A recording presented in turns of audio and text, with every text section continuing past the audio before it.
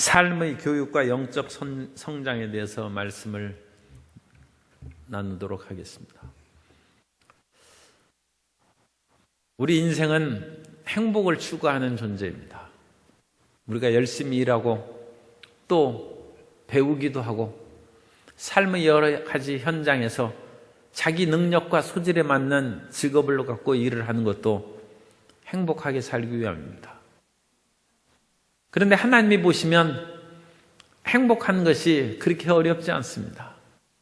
왜냐하면 하나님이 행복이시기 때문입니다. 그래서 하나님 안에는 행복이 가득한데 사람들은 하나님을 바라보지 않고 자꾸 세상으로 향해서 행복을 찾아 나갑니다. 그래서 이스라엘 백성들이 하나님께서 애굽에서 부르셔서 그들에게 자유와 행복과 기쁨을 주시려고 했지만 이스라엘 백성들은 끊임없이 세상으로 나아가고 하나님이 아닌 바알과 아세라를 섬기고 우상을 섬김으로써 오히려 불행해졌다는 것입니다. 그러나 하나님께서는 끊임없이 그들에게 걸음마를 가르치고 교육시켜서 하나님의 길로 인도하셨다는 것입니다. 오늘날 삶의 교육을 통하여 행복한 하나님의 길로 이끌어 주시고 그로 말미암아 우리의 영적 성장을 도모하시는 하나님의 은혜에 대해서 함께 은혜를 나누고자 합니다. 첫째로 사람은 다양한 능력을 개발하면서 행복을 추구합니다. 인생의 다양한 능력을 측정하는 것이 그게 IQ나 EQ 그런 것입니다. 옛날에는 행복하기 위한 첫째 조건이 머리가 좋아야 돼요. 왜냐하면 고대 세계에서는 지식이 승리의 길이기 때문입니다. 지식이 많은 사람이 돈도 벌고 권력을 받고 옛날 화생전에 보면 그분은 공부를 해서 지식이 많이 생겼어요. 그런데 집이 너무 가난하니까 그 부인이 당신 공부만 하지 말고 돈 좀 벌어오라고 하니까 참 나는 이 공부만 해도 행복한데 당신은 그렇지 않으니까 내가 돈 좀 벌어주겠다 해서 자기가 가진 지식으로 오늘날로 보면 불법적인 거죠. 매점 매석을 하는 거예요. 대추를 몽땅 사고 밤을 몽땅 사가지고 옛날에는 제사 드리는데 제수용품이 없어요. 그래가지고 값이 천정부지로 올라오니까 그걸 가지고 떼돈을 벌고 옛날에는 이도령도 찌그러진 갓실망정 갓을 써야 돼. 이 양반이 돌인 거죠. 그러니까 이 제주도에 가서 말총을 타 사오니까 이 양반들이 갓을 못 만들어. 그래가지고 이 갓값이 엄청나게 또 오르니까 그걸로 그야말로 수십만 금을 벌어. 그 IQ가 높아야죠. 그래야 돈을 벌고 권력을 얻는 것입니다. 그런데 사실은 IQ로만으로 인생이 성공하고 행복한 그런 시대는 지났고 사실 옛날에는 사람들이 다 대가족으로 어울려 살고 어머니가 젖을 먹여서 키웠기 때문에 감정지수, EQ의 그런 감정지수가 사람들이 상당히 높았어요. 그런데 오늘날에는 어머니가 있어도 젖을 안 줘요. 왜냐하면 어머니가 직장 다녀야 되기 때문에 젖 먹여서 키우면 직장 생활을 못하죠. 그러니까 자식은 어머니 품에 안겨서 자랄 때 이 감정지수가 커진답니다. 이 라마임이라는 감정이라는 단어에서 그 자궁이라는 라함이라는 단어가 나왔어요. 그러니까 이 감성지수는 어머니로부터 주로 생기는 것입니다. 어머니의 그 스킨십과 그 품에 안기고 같이 지내면서 감성이 풍부해지고 감성이 풍부해지면 다른 사람을 이해하고 용서합니다. 그런데 마음이 송곳 같으면 아무리 이성적으로 내가 이러지 말아야지 해도 자기 자신을 이길 수가 없어요. 마음에 분노하고 미워하고 다투게 되는 것입니다. 요즘에 날씨가 더워가지고 엊그제 이제 가다 보니까 아이가 아이스크림을 먹고 가더라고요. 아이들은 한겨울에도 아이스크림 먹으니까 별로 놀랄 것이 없는데 그 아이가 이제 너댓 살 됐을까요? 그런데 그 엄마의 손을 잡고 한 손은 엄마의 손을 잡고 한 손에 아이스크림을 줍고 행복이 가득하더라고요. 아무것도. 그러니까 아무것도 뭐 부족한 것이 없어. 그냥 엄마 손잡고 아이스크림 이렇게 먹고 가는데 모든 것이 충족된 거예요. 그래도 우리도 하나님 손잡고 아이스크림 먹으면 저렇게 행복할까? 그 생각을 제가 잠시 했습니다. 우리는 요구하는 게 너무 많아. 그냥 하나님 손잡고 그냥 그 아이스크림 하나 들면 세상에 아무것도 필요한 것이 없어. 그 어머니에게서 풍성한 감성이 쏟아져 나옵니다. 요즘에 제가 심각하게 생각하는 것이 이 마약입니다. 옛날에도 뭐 대마초 사건이 제 젊을 때에도 있고 뭐 가수들이 많이 그것으로 가수 활동을 못하고 뭐 감옥에도 가고 그런 일이 있었는데 세계적인 그런 그 팝 싱어들이라든지 그런 사람들까지도 이런 문제에 깊이 빠졌다는 것은 이 빙산의 일각입니다. 그런 것들이 드러내놓고 이제 신문지상에 나타난 것은 얼마나 저변에 그런 일들이 많을까 새삼 걱정되는 바가 있습니다. 그런데 왜 이와 같이 사람들이 그런 속에 빠져드냐? 그것은 감성지수 때문에 그런 것입니다. 연예인일수록 사람들의 인기나 그런 것으로 굉장히 그 감성이 고양되었다가 인기가 떨어지거나 또 그러면 그게 완전히 떨어지거든요. 사실 클래식 가수의 그 얘기를 제가 들었는데 그분은 이제 대학 교수입니다. 성악가인데 교수의 입에서 그러더라고요. 자기가 사람들 앞에서 무대에 서서 그야말로 성악을 하고 노래를 할 때는 얼마나 그 마음이 그 고양되고 뜨거운지 그런 자기도 마음이 정말 충족할 만큼 노래를 부르고 또 나와가지고 이제 인사를 하지 않습니까? 그때 박수를 하고 앙코를 하고 그럴 때는 자기 몸이 붕 뜨는 것 같아요. 그래가지고 몇십 센치가 떠오른답니다. 그 몸이. 뭐 실질적으로 떠오르겠어요. 그런데 그거 하면 몸이 떠오른다.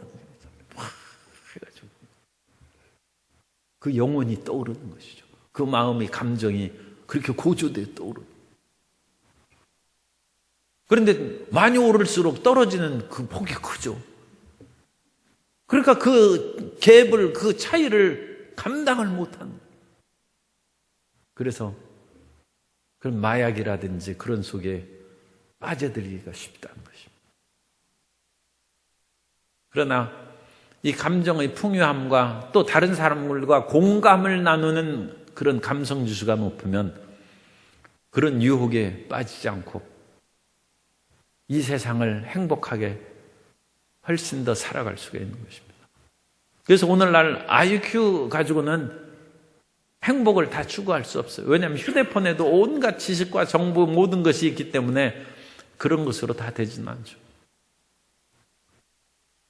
그래서 감성지수도 필요하고 또 더 나아가서는 이런 감성지수 이외에도 수많은 그런 지수가 많이 있어서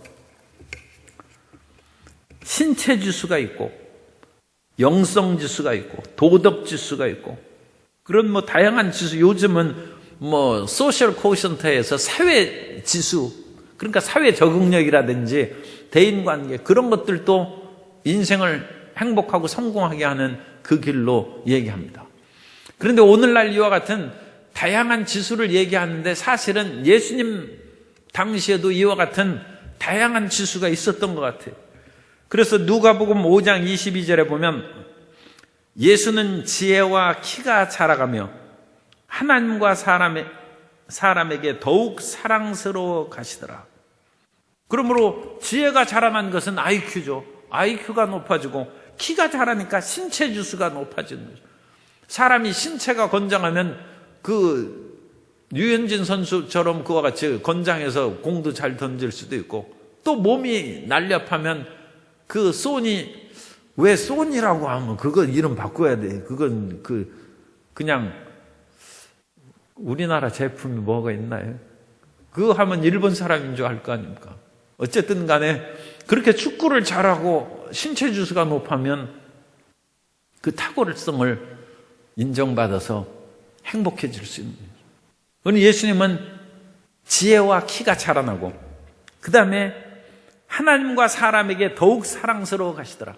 하나님께 사랑스러운 건 영성지수입니다. 영성지수가 높아져서 하나님과 함께하는 그런 마음이 충만하고, 사람에게 사랑스러워지는 것은 사람과의 대응관계, 사회지수가 높아지는 것이나 아니면 믿을 만한 그런 도덕지수가 이제 충만한 것이다. 그렇게 이제 생각할 수 있는 것이죠. 그 예수님 당시에도 이와 같이 IQ라든지 도덕지수, 영성지수, 신체지수, 그런 다양한 것을 충분히 생각할 수가 있어요. 그런데 오늘날에는 정말로 이와 같이 다양한 자기의 소질과 능력으로 행복하게 살아갈 수 있습니다. 그런데 너무 욕심을 부리면 안 됩니다. 모든 것을 다 움켜쥐려는 그런 마음을 가지면 안 되죠. 사사기에 보면 기드온에게 70명의 아들이 있었는데 그 가운데 한 아들이 욕심을 품었어요. 다른 70명의 형제들과 함께 행복하게 그렇게 살아갈 마음을 가졌더라면 얼마나 따뜻하고 우애 있고 수많은 사람 앞에서 푸근하게 인생을 살았겠습니까? 그런데 그들을 다 죽이고 자기가 왕이 되려고 했어요. 그때 살아남은 요담이 나무의 비유를 합니다. 그래서 어느 날 나무들이 왕을 뽑기 위해서 여기저기 다니다가 감람나무를 만나서 감람나무에게 왕이 돼달라고 했습니다. 그랬더니 감람나무가 내가 어찌 왕이 되어서 나무들을 위해 요동하겠느냐? 나의 기름이 하나님과 사람을 영화롭게 하는데 나는 그 일을 하지 않겠다. 무화과 나무를 찾아가니까 나의 열매에 단 것을 버리고 어찌 나무들을 위해 요동해서 헛된 그런 권세욕에 취하겠느냐? 포도나무를 찾아가도 포도의 단 것, 그것이 하나님과 사람을 즐겁게 하는데 나 그런 거 하기 싫다. 사람은 자기의 분수와 한계를 아는 것이 행복입니다. 모든 것을 다 움켜쥐려고 하면 그 불행해지는 것이죠. 성경에 있는 감람나무만 못하는 거예요. 감람나무도 자기 분수의 길을 떠나지 않은 거죠. 포도나무, 무화과나무도 자기의 그런 정해진 그 길을 통해서 하나님을 기쁘시게 하고 사람을 기쁘게 하는 그거면 됐지 더 이상 무엇이 필요하냐. 오늘날 세상에서 상당히 능력이 있고 지혜가 있고 풍성한 감성이 있는 그런 사람들이 불행에 빠지는 것은 너무나 많은 것을 취하려 하기 때문이고, 너무나 많은 것을 취하려는 것이 오늘날 사회의 그런 고쳐야 될 부분입니다. 그래서 이 나라가 경제 대국이죠. 우리나라 오늘 제가 회의가 있어가지고 다른 이제 사람들을 만나고 왔는데 지금 러시아의 지도자하고 북쪽의 지도자가 이렇게 만나고 그러는데 러시아가 돈이 없답니다. 왜냐하면 경제 규모가 우리나라보다 작답니다. 제가 그 사실은 처음 들어서 제가 확인을 아직 못했는데 러시아의 땅덩어리가 얼마나 큽니까?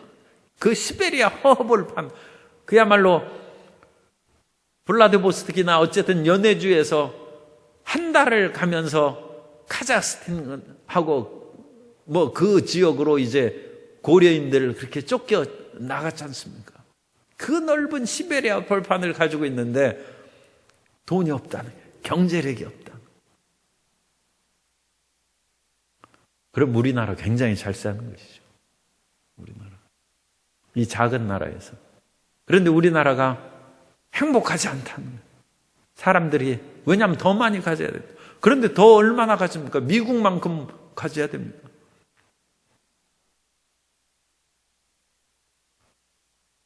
우리가 지금 있는 의식주가 부족한 것이 아니라 마음에 만족함이 없기 때문에 마음에 감사하고 우리의 상황의 처지와 한계를 깨달아 하는 그 마음이 오늘날 사회에 없어요. 끊임없는 그런 움켜쥐고 추구하는 그 마음이 가득하다. 그러니까 자기 마음이 행복하지 않으니까 다른 사람도 행복하게 못하죠. 우리는 감람나무와 포도나무와 무화과나무처럼 우리의 가진 달란트를 개발한 것으로 만족해야 됩니다. 하나님께서는 나에게 이와 같은 달란트를 주셨는데 그것으로 내가 살아간다. 그럼 나는 족하고 행복한 것이다. 그리고 하나님께서 주신 달란트를 30배, 60배, 100배로 그것을 개발하고 그 달란트로 인하여 다른 사람을 행복하게 만들었다면 인생 성공한 것이죠. 더 무엇이 필요하겠습니까? 그런데 사람들이 이런 외부적인 지수를 끊임없이 추구하고 확대시킴으로써 행복을 얻으려는 그 마음이 있기 때문에 하나님께서는 세상에서 문제라는 학교에 하나님이 우리를 입학을 시키는 거예요. 이 세상에는 문제학교라는 그런 교육과정이 있습니다.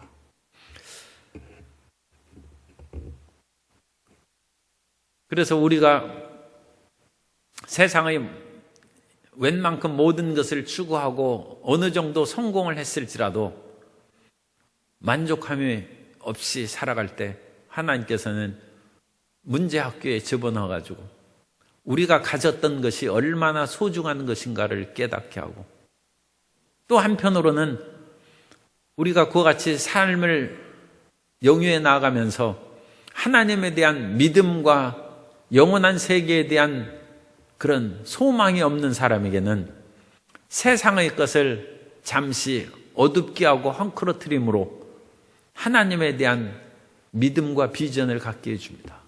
누가복음 9장에 보면 그 귀신 들린 아이에 대한 그 이야기가 나옵니다. 그래서 그 귀신 들린 아이가 있어서 그 아버지가 그 아이를 치료하러 왔죠. 그래서 그 아이가 어렸을 때부터 지금 이제 소년이 됐을 때까지 얼마나 귀신에게 시달리고 또 끊임없이 죽음의 위협에 빠지는지 그 아버지가 견딜 수가 없어요. 그래서 수많은 사람에게 찾아다니면서 치료받기를 꿈꿨는 이제 예수님의 제자들까지 나왔는데 예수님의 제자들도 못 고치더이다. 이제 그 내용입니다. 어떤 분이 좋은 가정에서 자라나서 학교도 좋은 학교를 다녔어요.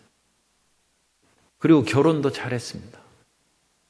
그래서 신혼부부의 시절에 매주 그렇게 쉬는 날이면 교회도 안 나가고 열심히 놀러 다니고 그야말로 행복한 것처럼 보였어요. 첫 아이를 낳을 때까지도 모든 것이 순조로웠어요. 그런데 두 번째 아이를 낳았을 때 그 둘째 아이가 장애아로 태어났습니다. 하늘이 무너지는 것 같았다. 문제학교에 입학한 거예요. 문제학교에 들어갔어요. 그때부터는 이제 놀러 갈 수도 없어요. 공휴일에만 놀러 가지 못하는 것이 아니라 매일매일 그 아이에게 매여 있어요. 매일매일 아이에게. 그래서 온 집안의 행복이 다 사라졌다. 남편도 행복하지 못하고 아내도 행복하지 못하고 먼저 태어난 아이도 그야말로 제대로 키우지 못해 이제. 온갖 고통과 좌절에 빠졌다. 성경에 나오는 귀신 들린 아이의 그 집안이 그랬을 것입니다. 옛날이나 오늘날이나 그런 집안들이 계속 생기는 것이죠. 그럼 그 문제학교에 우리를 입학시켰을 때 하나님의 뜻이 있을까 합니까? 하나님 없이도 그야말로 세상에서 매일 놀러 다니고 즐겁게 살아갔는데 그러면 되겠습니까? 이 세상에서 행복하게 사는 것은 그건 하나님이 기뻐하시죠. 그런 하나님과 함께 손잡고 아이스크림을 먹어야죠. 그래 하나님 없이 세상의 쾌락에만 쫓아다니면 그게 인생은 풀의 꽃과 같이 시드는 인생인데 얼마나 허무하겠습니까? 그러니까 그 꽃이 시들고 떨어지기 전에 하나님께 나와야 될 거 아닙니까? 그럼 하나님께서는 사람을 사랑하사 그 문제학교에 집어넣는 것입니다. 그 문제학교에서 발버둥 치면서 이제는 이 사람이 자기가 가지고 있는 IQ나 EQ나 사회지수나 영성지수, 도덕지수 모든 것을 다 동원해서 아이의 치료와 그런 삶의 문제 해결에 초점을 기울인 거예요. 그래서 그것을 통해서 무엇을 얻습니까? 믿음을 얻는 것이죠. 그 아이의 아버지가 전국적으로는 나의 믿음이 부족한 것을 도와주소서. 결국 믿음 하나 얻기 위해서 하나님께서 그 문제 학교에 집어넣는 것은 믿음을 갖도록 훈련시키고 이끌어주는 것입니다. 우리가 가지고 있는 믿음을 소중하게 여기는 성도 여러분 되시기 바랍니다. 우리의 믿음이 없어지고 흔들려거리면 세상의 모든 것이 다 불필요합니다. 하나님과의 관계가 그만큼 중요한 것입니다. 이제까지 살아왔던 그 모든 것이 자기의 사랑하는 자식 하나로 말미암아 다 허물어졌어. 그리고 오직 하나님과의 만남만을 추구하는 거예요. 하나님, 제발 이 아이를 살려주십시오. 그거 하나밖에 없어요. 오늘날 우리는 하나님을 믿는 그것을 움켜쥐고 있은즉 기뻐하시기 바랍니다. 그건 위대한 성공입니다. 위대한 감사입니다. 만일 그것이 없이 온갖 것이 다 있어도 귀신 들린 아이를 둔 아버지처럼 자기의 지위나 명예나 온갖 그것 아무 필요 없어요. 아무 도움이 안 돼. 아무리 돈이 많아도 귀신 들린 아이를 놓고 괌에 가가지고 즐겁게 노래하면서 다닐 수 있겠습니까? 여행한다고 해서 그 행복하겠습니까? 그 아이를 집에도 그냥 다른 사람에게 맡겼다 할지라도 그 마음이 얼마나 기쁘겠습니까? 하나님께서 문제학교를 통해서 이끌어 주시는데 사람이 이와 같이 귀신 들리고 고통에 빠지는 것은 여러 가지 이유가 있습니다. 사무엘상 16장 14절에 보면 야훼의 영이 사울에게서 떠나고 야훼께서 부리시는 악령이 그를 번뇌하게 한지라. 사울에게 왜 악령이 들었습니까? 사울이 하나님의 말씀을 불순종했기 때문에 하나님 말씀을 어기고 자기 뜻대로 살아가는 사울에게 성령이 떠나갔다는 것입니다. 아말렉을 진멸하라는 하나님의 명령을 사울이 어겼어요. 그럼으로써 하나님께서 사울이 하나님을 먼저 버렸다고 그랬죠. 사울이 하나님의 말씀을 버리셨으므로 이것도 참 굉장히 중요한 말씀입니다. 우리는 하나님을 안 버린다고 생각하는데 하나님의 말씀을 버리는 것이 하나님을 버리는 것입니다. 왕이 하나님의 말씀을 버렸으므로 야훼께서도 왕을 버리셨나이다. 하나님이 버리면 빈집으로 있습니까? 빈집으로 못 있습니다. 사람이 빈집에는 악령이 들어오는 것입니다. 그래서 악령에 사울이 시달린 죄악과 불순종으로 인하여 귀신이 들어오고 또 우리 마음 가운데 미움과 원한이 있어도 귀신이 들어옵니다. 그러니까 우리가 원수를 사랑하는 것은 우리가 귀신한테 시달리지 않기 위해서 그래요. 원한을 가지면 가질수록 밤에 귀신들이 내 들들 볶고 그렇습니다. 우리 용서해야 됩니다. 그 사람을 위해서가 아니라 내 자신이 평안하게 잠을 자고 귀신에게 들볶이지 않기 위해서는 원한을 용서합니다. 마음의 미움과 증오를 용서해요. 미워하는 것에는 귀신이 그것을 틈타서 그 귀신이 들어오는 길입니다. 사사기 9장 23절에 보면 하나님이 아비멜렉과 세겜 사람들 사이에 악한 영을 보내심에 세겜 사람들이 아비멜렉을 배반하였으니 이 기드온의 70명의 아들들을 아비멜렉이 죽이는데 자기 외갓집에 있는 세겜 사람들의 힘을 빌려서 죽였어요.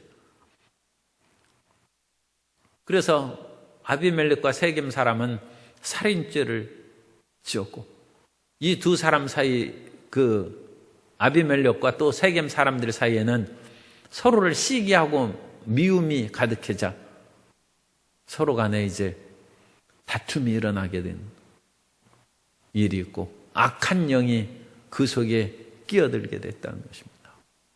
그러므로 귀신이 우리를 회방하고 우리를 도둑질하고 노략질하지 않기 위해서 마음의 미움과 원한을 버리고, 끊임없이 주님께서 원수를 사랑하라고 했으니까 우리가 미워하지 말고 사랑해야죠. 사랑해야 돼.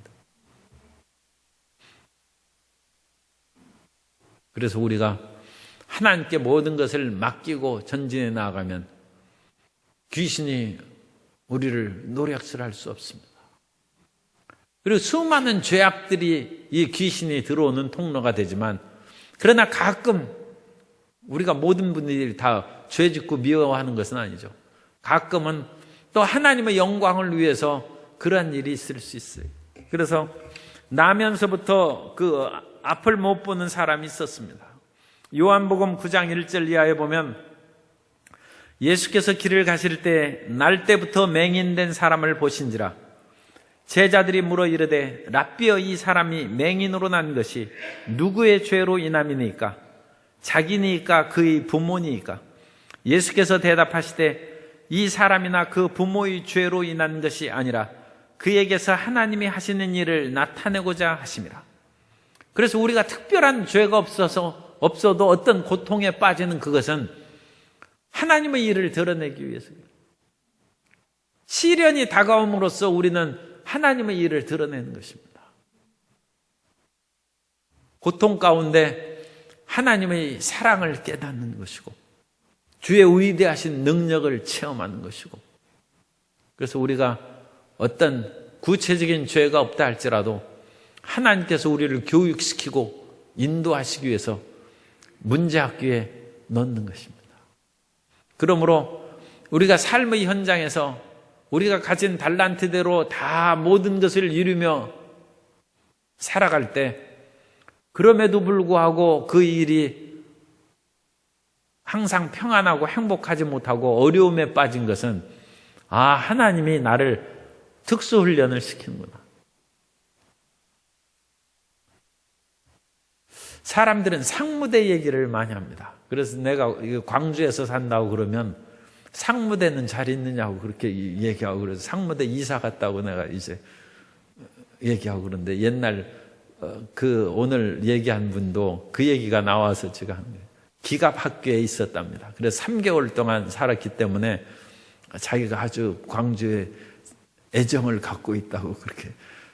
그래가지고 광주에 애정을 가지고 있는지 나한테 애정을 가지고 있는지 모릅니다만, 어쨌든 그런 동료의식을 갖고 대화를 하고, 화순에 가면 돼지 족발이 있는데, 입으로 뜯어먹는 돼지 족발집이 있는데 거기 언제 한번 가자고 또 그래서 또 고개를 끄덕였습니다.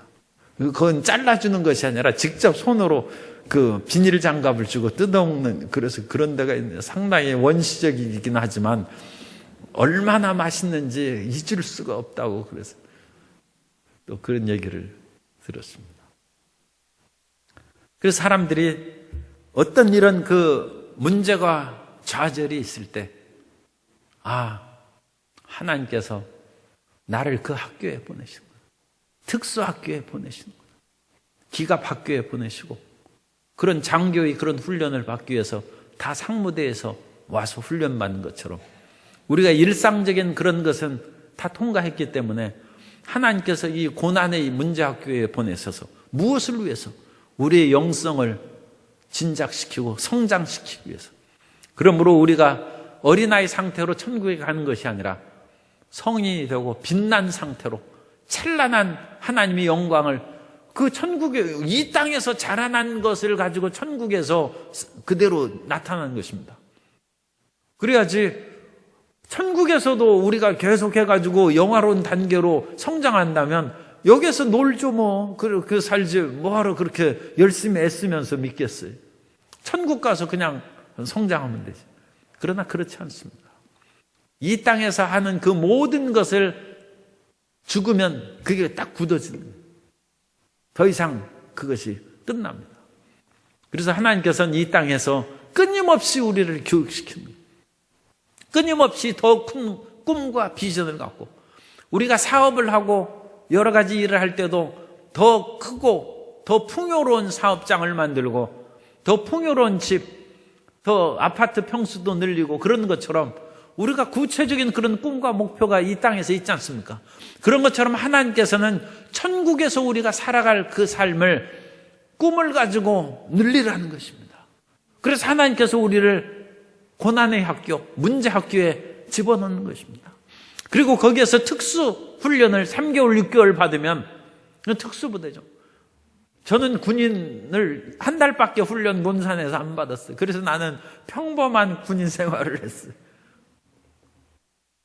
그래서 그런 특수부대를 한다거나 그 공연히 시궁창을 헤엄치고 그렇게 다녔다는 사람을 우리 교단의 모 목사도 자랑하고 그러는데 나는 그런 자랑 없습니다. 그리고 시궁창 들어간 것이 나는 별로 자랑스럽지는 않아요. 그런데 나는 시궁창 발도 안 담고 그렇게 제대를 했습니다. 그러니까 그 사람은 그걸 아주 대단하게 얘기하는데 나는 별로 부럽지는 않습니다. 그러나 어쨌든 간에 군인 시절에 만났으면 나는 평범한 그런 보병이고 자기는 특전부대죠. 아주 그 대단한 차이가 있죠. 그런데 우리가 세상에서는 그런 것이 별것이 아닐지라도 하늘나라에 가서는 정말 큰 차이가 있을 것입니다. 그러므로 우리 성도 여러분은 문제 학교에 다니는 것을 그걸 감사해야 돼요. 하나님, 이 문제를 주신 것은 나로 특별한 그런 졸업장을 받게 해주시기 위한 하나님의 섭리인 줄로 믿고 감사합니다. 그래서 그 길을 잘 전진해 나가게 되시기를 바랍니다.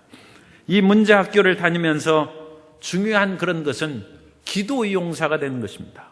마가복음 9장 28절 이하에 보면 집에 들어가심에 제자들이 조용히 묻자오되 우리는 어찌하여 능히 그 귀신을 쫓아내지 못하였나이까? 이르시되 기도 외에 다른 것으로는 이런 종류가 나갈 수 없느니라 하시니라. 그 귀신 들린 아들을 제자들이 못 쫓았어요. 예수님께서는 기도가 부족했다. 그러니까 기도를 많이 해야죠. 주님 할 만큼 했는데요. 그래도 그건 우리가 할 수 없죠. 끝까지 기도해야 돼요. 히스기야 왕이 이사야가 와서 히스기야 왕 당신은 오래 못 살고 죽는다고 얘기했을 때, 이 발병에 걸렸을 때 히스기야가 나는 이제 죽었다 해서 그냥 드러눕지 않아요. 벽을 향하여 통곡하고 눈물을 흘리면서 기도했습니다. 그러자 하나님께서 그 통곡 소리를 들으시고 눈물을 보았다고 하셨습니다. 그래서 히스기야가 15년을 생명을 연장받아 살았어요. 우리는 하나님의 긍휼하심이 임할 때까지 끈질기게 부르짖어 기도해야 됩니다.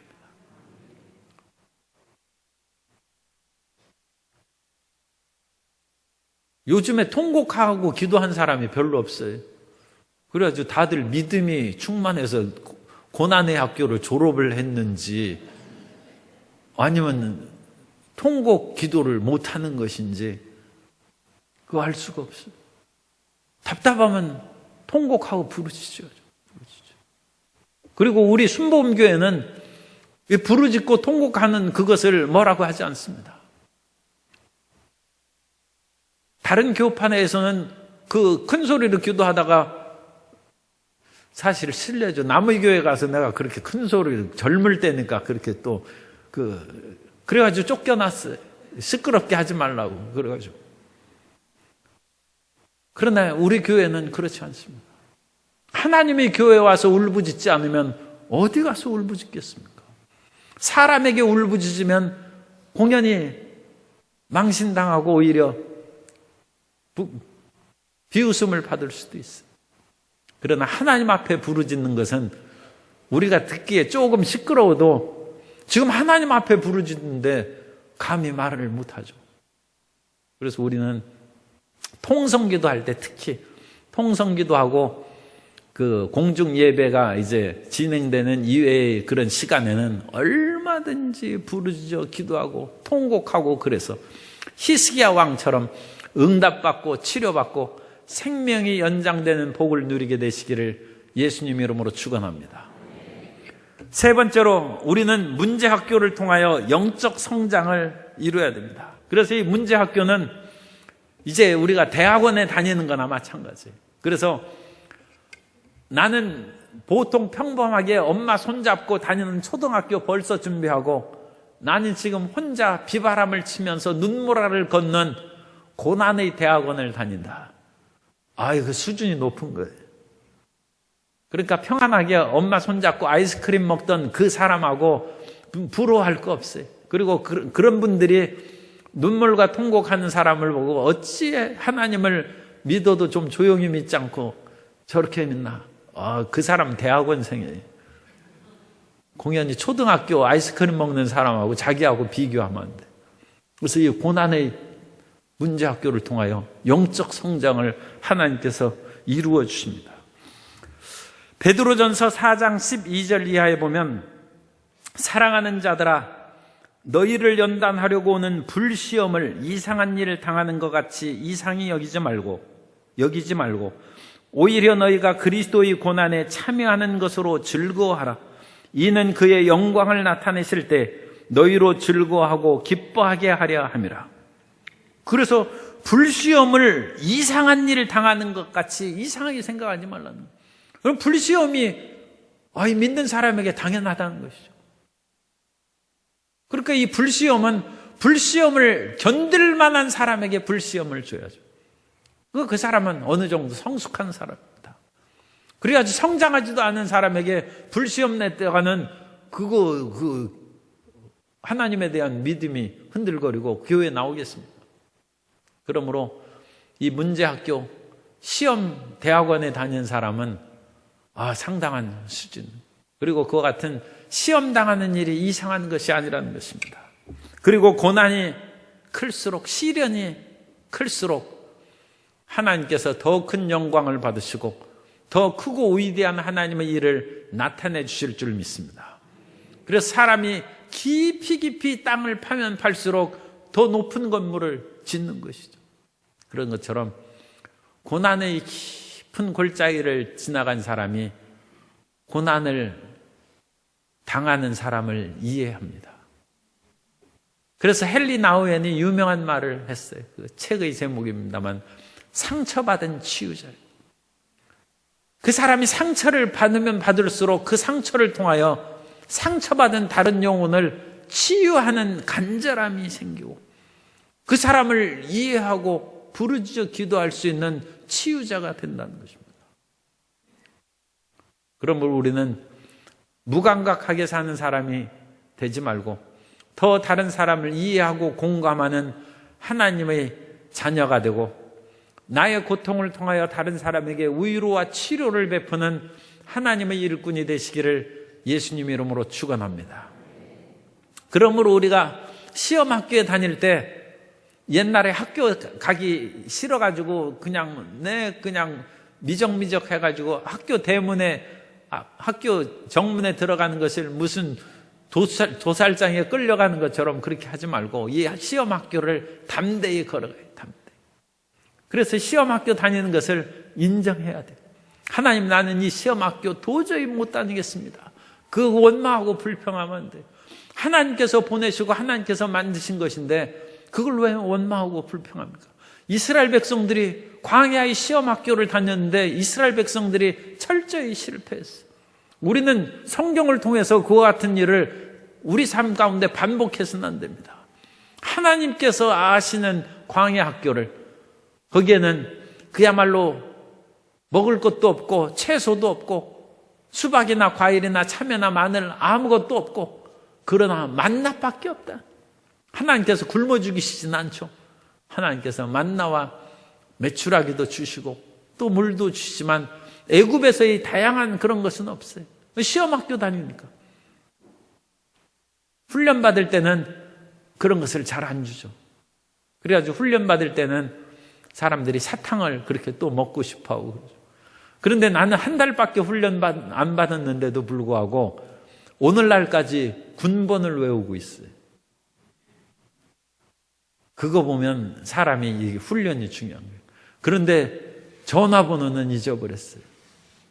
오늘날은 자기 집 전화번호 모르는 사람이 많아요. 그러나 군대 다녀온 사람은 아마 수십 년 지나도 군번을 아마 외울 거예요. 고난학교에서의 교육이 그만큼 중요한 것이고 그 뼛속에 아로 새겨지는 것입니다. 그러므로 결코 고난학교에서 시험학교를 대학원을 그러니까 시험 대학원이라고 하세요. 대학원 좀 그렇게 하는 것으로. 그래서 다닐 때 불평하지 말고 순종하는 마음을 가져야 됩니다. 그래서 하나님의 말씀을 순종하는 것이 지혜입니다. 솔로몬이 지혜로운 사람이 된 것은 렙쇼메아라는 그 단어를 쓰는데 듣는 마음입니다. 하나님께 순종하는 마음이에요. 순종. 렙쇼메아, heart to hear, 듣는 마음입니다. 듣는 마음. 그래서 우리가 하나님께 들으면 지혜가 생깁니다. 안 들으려고 몸부림치면서 도망다니면 고생만 더 하는 것이죠. 가시채를 뒷발길질 하는 것처럼 더 상처받고 고난하는 거예요. 이미 주님께서 그리스도의 보혈로 우리를 씻으시고 구원하셨으면 이제 하나님께 그냥 맡기야죠. 살아도 죽어도 하나님께 맡깁니다. 하나님께 붙잡힌 바 되었는데 더 이상 뭐 다른 것을 우리가 탄식하고 원망할 필요가 뭐 있어요. 그냥 죽은 듯이 순종하는.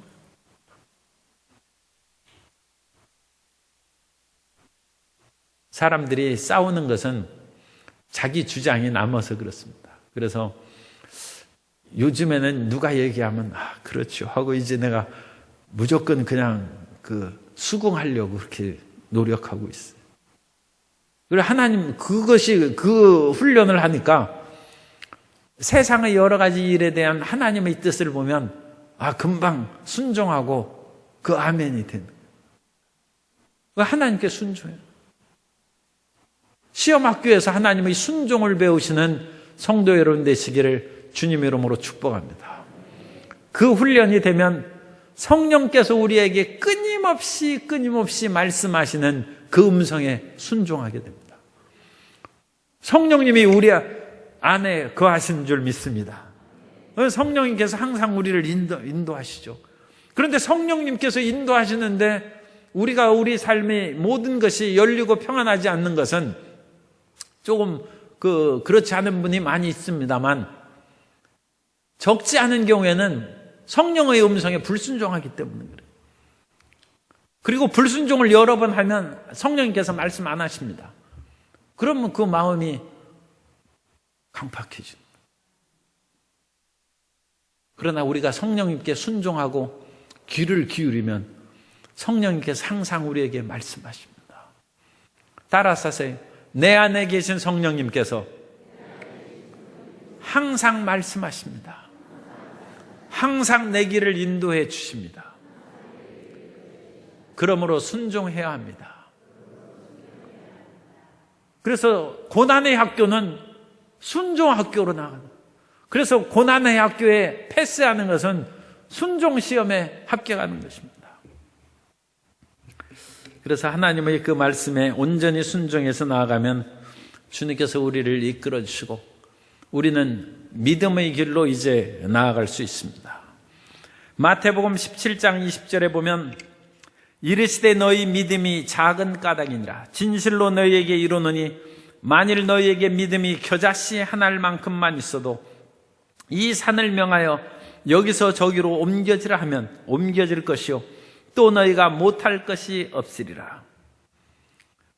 겨자씨만한 믿음이 있어도 이 산을 옮길 수 있다는 것입니다. 그러므로 우리가 믿음이 적어서 못한다. 그런 것은 변명입니다. 변명이고 우리의 믿음이 온전치 못하기 때문인데 온전치 못한 것은 불순종이라. 그래서 우리가 온전한 겨자씨 믿음만 가져도 이 산더러 명하여 바다에 던져 그대로 될 것이다. 그러면 위대한 하나님의 기적을 체험하게 될 줄로 믿습니다. 그러므로 우리는 고난의 학교에서 하나님 순종합니다.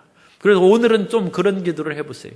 하나님, 이 고난과 이 질병과 여러 가지 어려운 문제 벗어나게 해주십시오. 나의 괴로움을 옮겨주십시오. 그것도 조금 하시지만 그 기도를 할 때 주님 순종합니다. 주님, 이 같은 삶의 멍에 저는 항복합니다. 저는 굴복합니다. 그리고 집에서 기도할 때는 완전히 땅에 엎드려서 방바닥에 엎드려서 굴복하는, 그건 몸으로 기도하는 것입니다. 몸으로.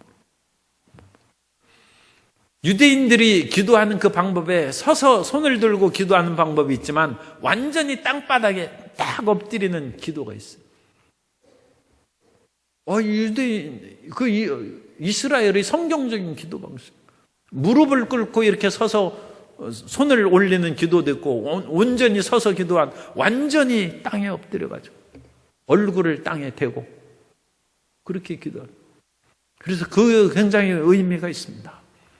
고난과 어려움 가운데 집에 가셔서 하나님 굴복합니다.